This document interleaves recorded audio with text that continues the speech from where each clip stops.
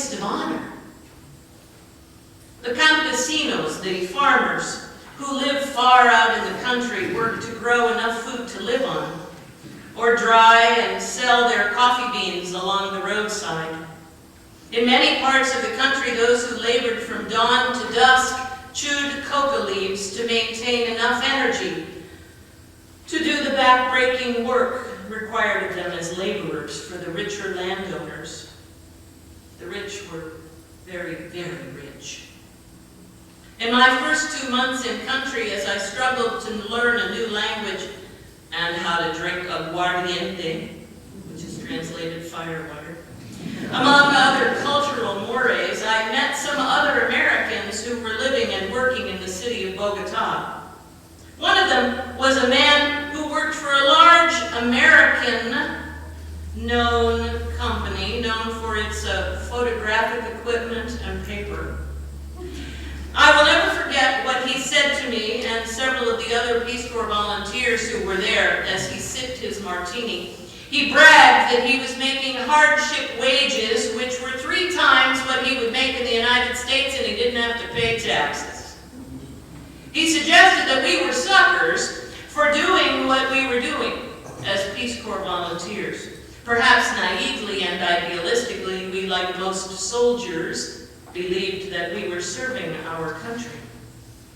I often was aware of the suspicious looks that we received and became acutely aware that we were not going to simply be accepted and adored as altruistic servants from the United States. We were going to have to prove ourselves, mostly prove that we were not CIA operatives. I remember when my friend Claudio Mendez Barreto first began talking to me about the imperialism of the United States, using Donald Duck comic books as an example.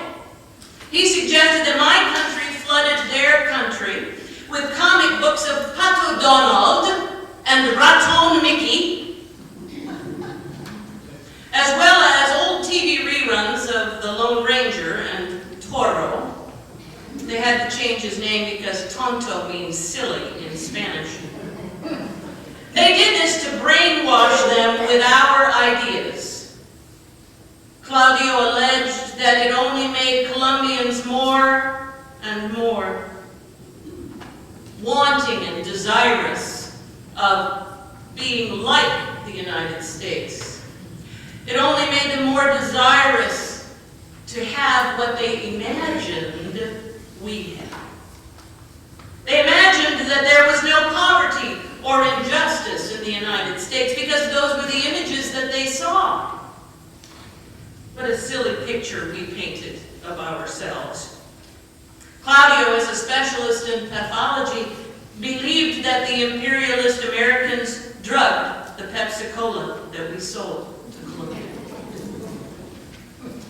Alfonso Riveros Mojica was a social service worker in Colombia who believed that I came to the town of Puerto Carreño Bichada not to be a nurse, really, but to exploit the area somehow, doing reconnaissance of some kind for the imperialist Americans. It took several months of observation for him to believe that I really was a nurse, just trying to help in some small way. I learned a great deal from him about the meaning of justice, about the meaning of injustice. As I traveled with him to the Indian outposts, I learned a great deal about the meaning of justice and the cause of justice during my 2 years of life in another country. But aren't our notions of justice subjective? Doesn't it depend upon which side of the equation we are on? I was in Colombia as a representative of my country, as a symbol of our belief in justice and in doing the right thing.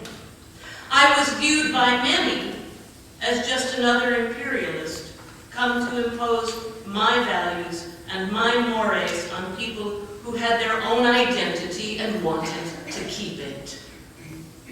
I believe it is what the people of Colombia taught me about justice and injustice and my experience of living among them that has brought me to where I am today.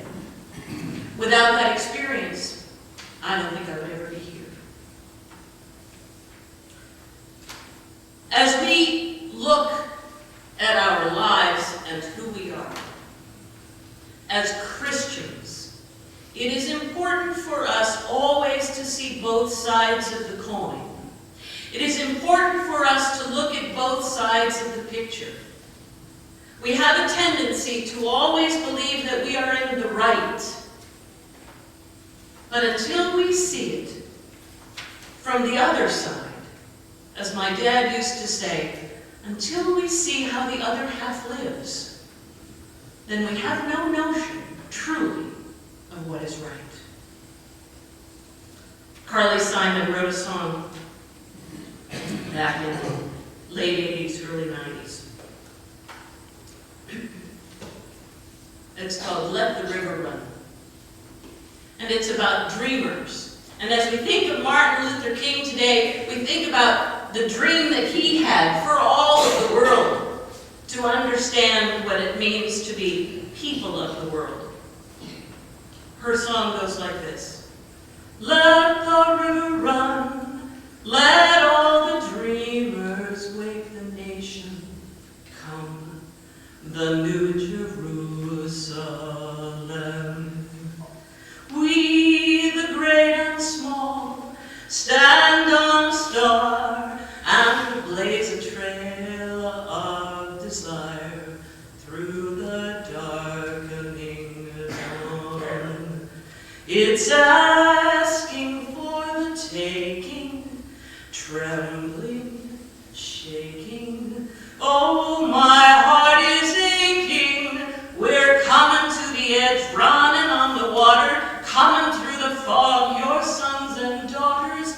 Let the river run, let all the dreamers wake the nations.